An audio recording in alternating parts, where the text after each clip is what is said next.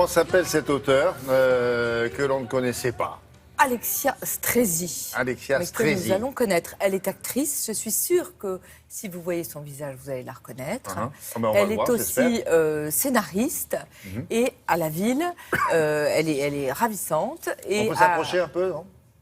Ouais. Regardez comme elle est jolie, elle est très gracieuse. Elle est l'épouse de François Berléand. Mais alors, moi, j'aime mieux dire les choses à l'envers.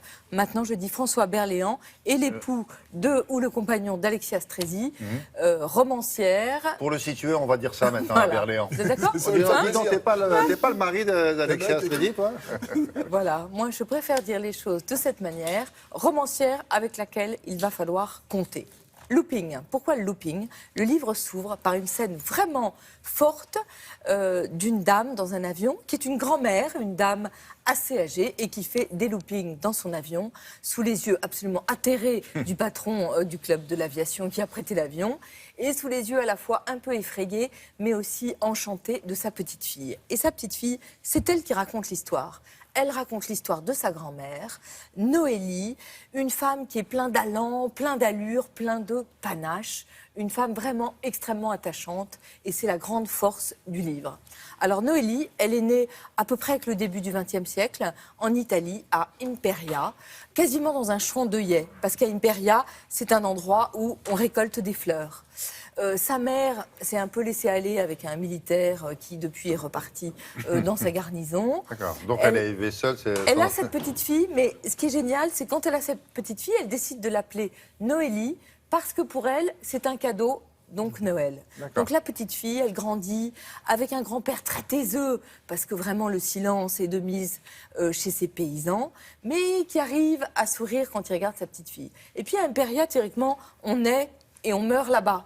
Sauf qu'un jour, il y a un monsieur qui arrive, qui est le grand-père de la petite fille, et qui va prendre Noélie et sa maman à Gênes, où elles vont du coup apprendre à lire, apprendre à écrire.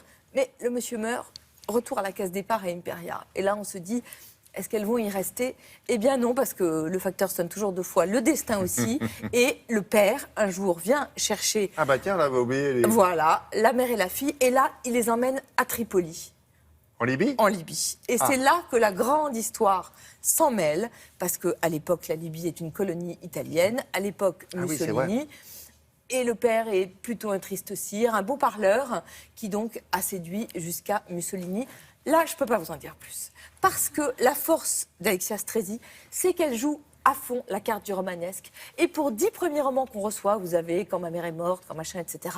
Là, c'est un vrai roman romanesque, avec des clins d'œil à la baronne Blixen, vous savez, qui elle-même aimait un aviateur.